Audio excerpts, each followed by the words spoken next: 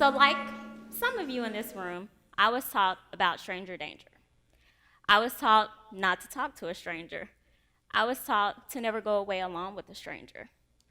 I was taught about various tactics that a stranger may use to attract a child, such as candy, cute little animals, an ice cream shop. On January 13th, 1996, Amber Hagerman was abducted in Arlington, Texas. This hit close to home. I was 7 years old at the time, born and raised in Fort Worth. Arlington is not too far from Fort Worth. I grew a fear of trucks that were unidentified, a fear of vans, a fear of being approached at home or while I was outside. I stayed inside for quite some time. My reality of stranger danger became true as an innocent young girl was abducted. I was taught stranger danger. I had to watch various and numerous TV shows on how to react if someone were to approach you. As time went on, I felt educated. Although I was a child, I felt like I could be prepared. Going back to high school, I always knew I wanted to work with individuals. I wanted to help people learn how to cope with life stressors. And it wasn't until my junior year in college, I read a book called A Child Called It. A story of an innocent little boy being physically abused by his mother. My eyes opened. A mother. This wasn't a stranger. This was someone in his home who was hurting this young child. And as I continued my career and where I am today, I've realized crimes against children are mostly committed by people that these children know. It isn't a stranger. So today, my topic is the unspoken truth. And that unspoken truth is that most crimes committed against children is someone the child knows. This right here is a picture of a young, innocent child. This is a face that shows fear, shame. Looks like she could be in our home. This is what goes on behind closed doors that we don't see.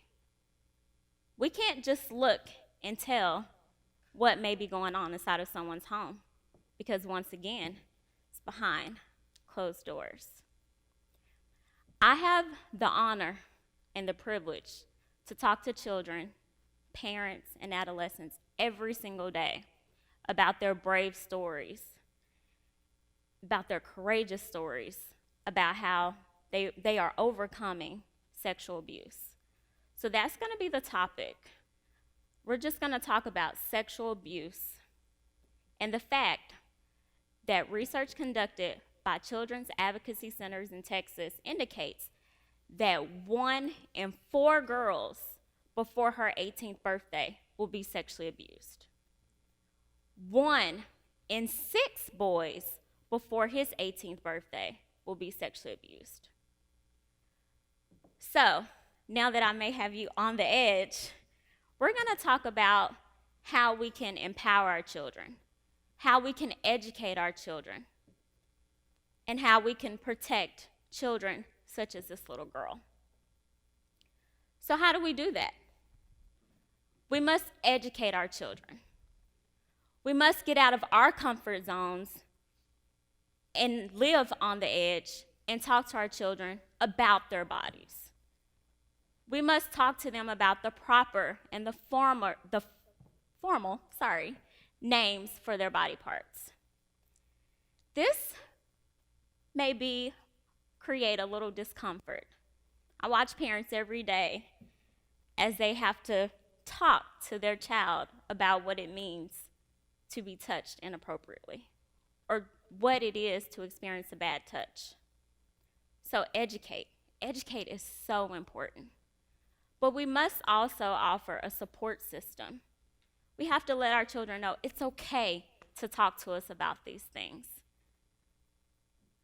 We must validate their feelings in case a child approaches us about being touched. Because once again, this is someone in our home. This may be a parent.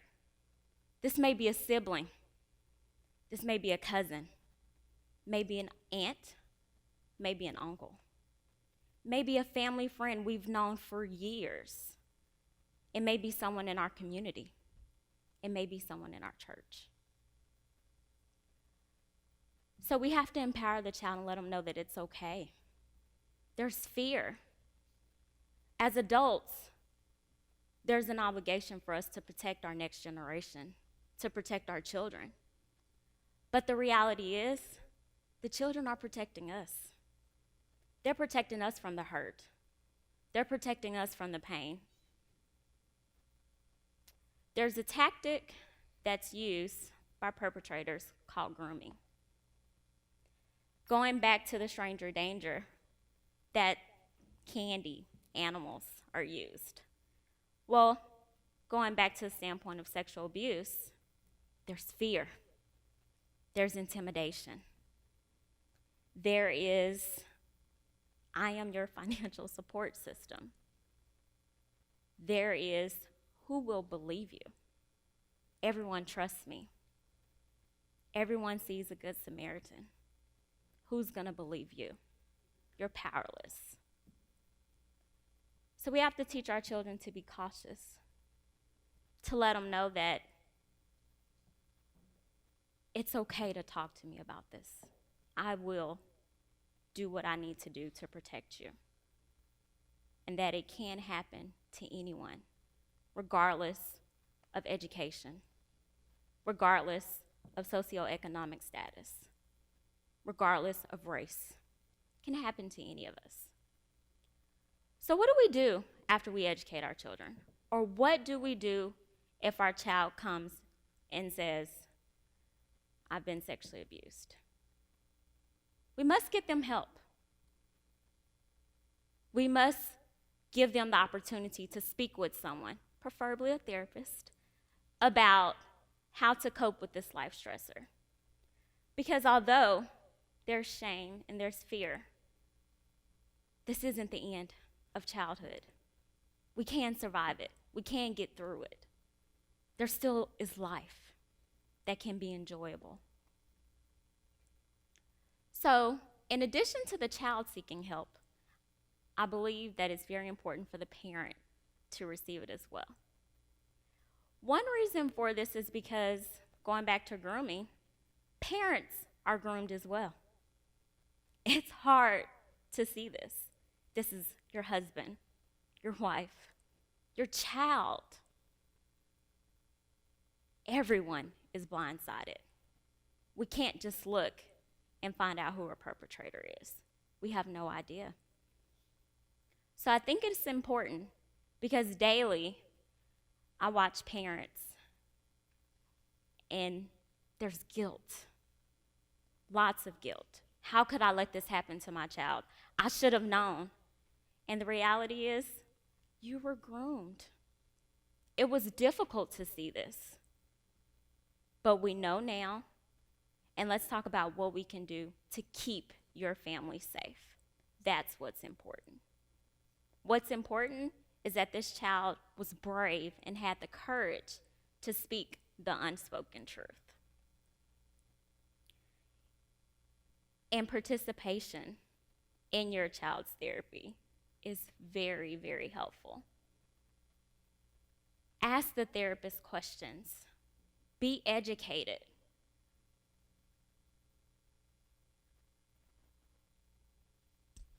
This is a picture of a young girl. What do you guys see in this? Happiness? Joy? This is a child that has learned to cope. This is a child that has told her story of abuse. This is a child that has reclaimed her life. This is a child that's a survivor. and has overcome being sexually abused.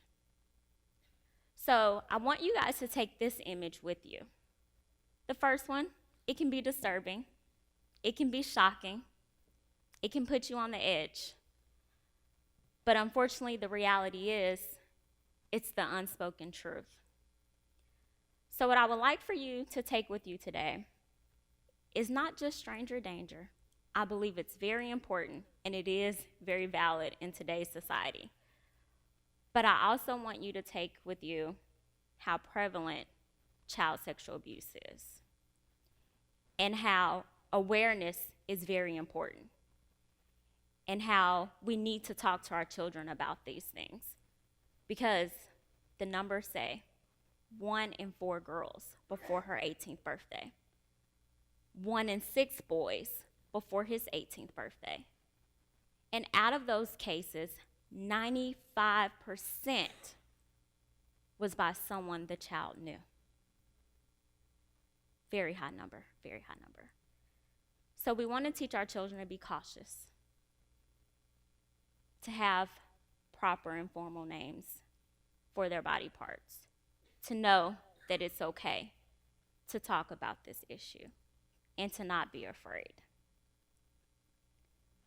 And I leave with you this picture of this girl, of happiness and joy, because she is a survivor.